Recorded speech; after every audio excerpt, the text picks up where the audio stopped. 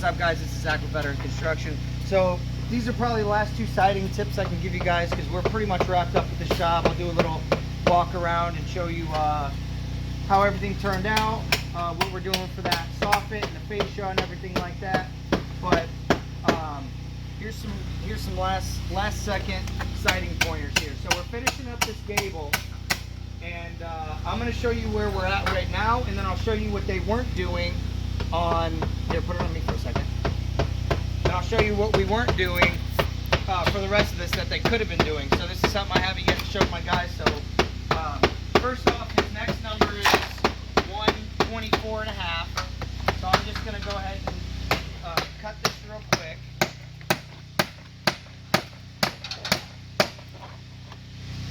Okay. Just because it's simpler, I'm going to pull it before I cut it. 124 and a half. Now you see how this mark is at the bottom, right? Oh, we got to kill a caterpillar. Oh, you did good? Yeah, we got to be careful for him. But it's easy to do your mark when it's at the bottom. Now let me show you what they were doing on that after I cut this, of course. I'll show you what they were doing before and what we're going to do to correct that.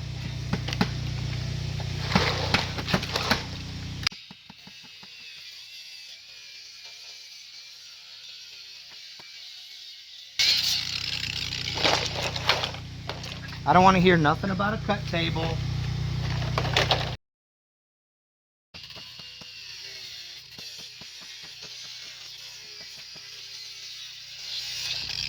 And this isn't my setup. This is how James is working. Sometimes what I'll do is I'll set up a siding box. But look, so if I was to send this piece up to them right now, they would lock it in, right?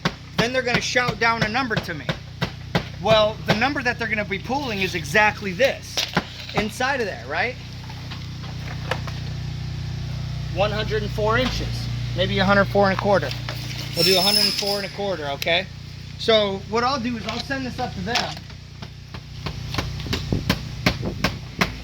Hey, do we got to put on that gable vent? Yeah. Yeah. Time, or do we? Yeah. After this one? All right. Well, Pretty sure. is it windy up there or something? Dang. All right.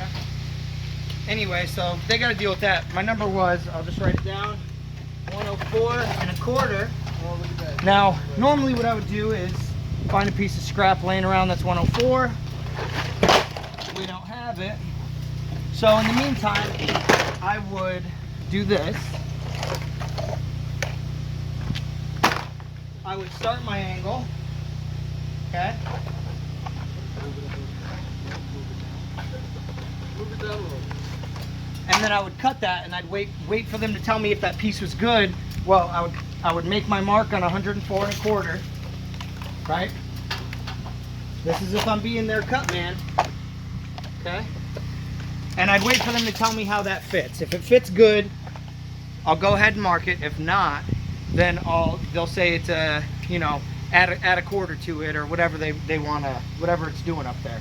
So that's how you keep sending pieces up and staying ahead of the installers as a cut guy.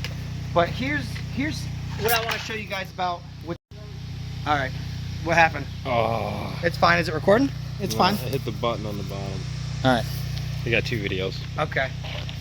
So James turned it off. We're going to show you what we're about to do to show you. Okay, so hold on. So James turned off the video. We're just going to show you what they were doing versus what they should do. Okay, so just before they come up to that last piece before I just cut, they had to do 2 pieces to meet the ends of the gable, right? So that involves pulling a number from the one piece, and the way we normally pull our numbers would be, we pull from a corner. If this number was 56, I would tell them, or I would have shout down 56 3/4. And then what would happen is, the reason we add 3/4 is because this is 1.5 inches, so we go half that, that's 3/4, right? Because when you put 2 pieces on and you're out in the wide open, what do? You look for a gap like that, 3/4 of an inch, right? So that's where we want our thing to land, right? So that's how we pull our numbers. It's from this lock, because these two locks are the most important thing. You don't want it here, you don't want it here. You want it right there at that half, okay? So when you're installing pieces, full pieces out in the open, you want this. So that's why we created this way to pull from the tab to make it. So I would pull from the tab that 56 and 3/4, and then my number would have always worked. Well, here's the problem. If we're pulling 56 and 3/4 this way, let's just pretend it was 46 and 3/4, okay? What I would have had to do is mark it here. I don't got my bags on, so I don't got a square. Then we would have had to square it down, right? Easy, bud. So then we would have had to square it down, and then where did I drop that pattern at? Here it is. And you wouldn't have had to scribe that whole thing. You could have just made a mark down there. But then we would put our pattern on and go like this to get our number, right? So that number was 46 and 3/4 I just used, all right? Meaning this would have been, the number I would have pulled would have been exactly 46, and I would have added my 3/4 of an inch to do from the lock. Now that's a great way to do it, but when you're hooking this lock, you have to make a mark at the top of the piece, and realistically you're wasting time squaring down.